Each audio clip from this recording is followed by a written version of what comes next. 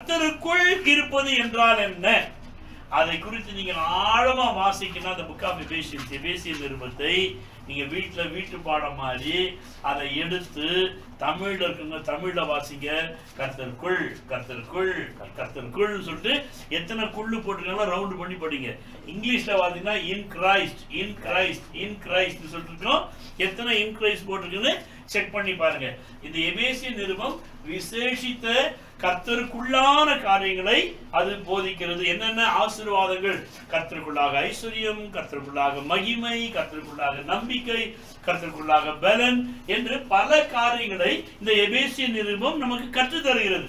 சரி, இந்த இடத்துல கர்த்தருக்குள் என்று சொல்லுகின்ற வகையிலேயே நமக்கு ஒரு வசனம் ஞாபகம் வரணும். சொல்ல முடியுமா யாராவது?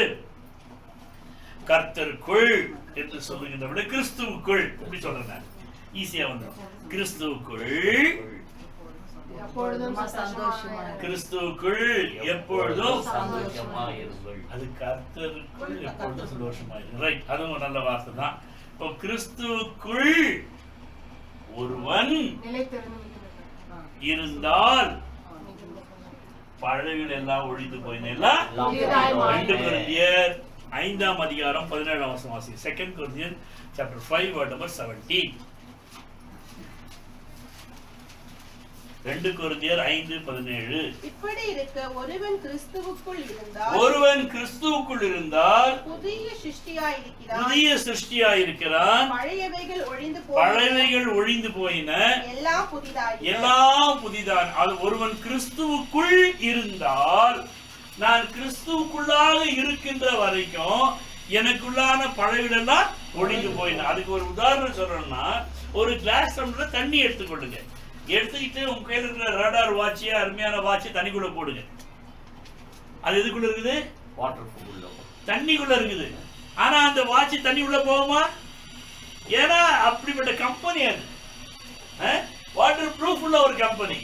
அப்ப அது போல தேவனுடைய பிள்ளையே, நீ அந்த கிறிஸ்துவுக்குள்ளாக கடந்து செல்லுகின்ற வகையில நீ ஒரு ப்ரூஃப், வாட்டர் ப்ரூஃப போல நீ ஒரு ப்ரூஃப் உள்ள மனுஷியாக மாறி விடுகிறாய். அல்லேலூயா.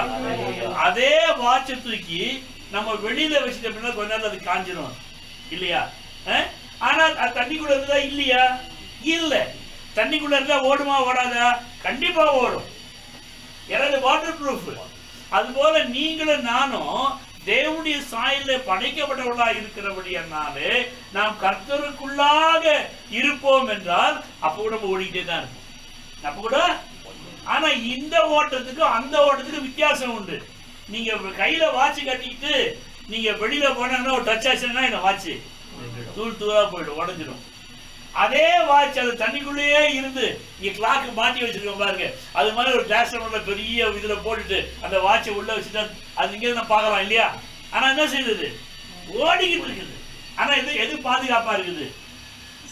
அந்த பாத்திரம், அதுக்குள்ள இருக்க தண்ணீர் பாதுகாப்பா இருக்கு. ஆனா அது அங்கே எங்கன்னா போக முடியுமா?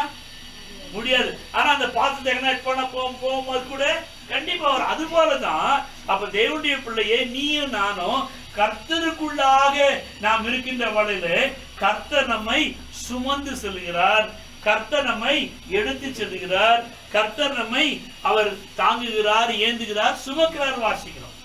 அப்ப கர்த்தருக்குள் நாம் இருக்கின்ற வகையில யாராக மாறுகிறோம்? புதிய சிருஷ்டியாக மாறுகிறோம். யாராக மாறுகிறோம்? புதிய சிருஷ்டியாக நாம் மாறுகிறோம். அப்போ ஒரு காரியத்திலும் ஆண்டவரே நான் உமக்குள்ளாக இருந்து நான் செயல்படும்படியாக என்னை புது சிருஷ்டியாக மாற்றும்.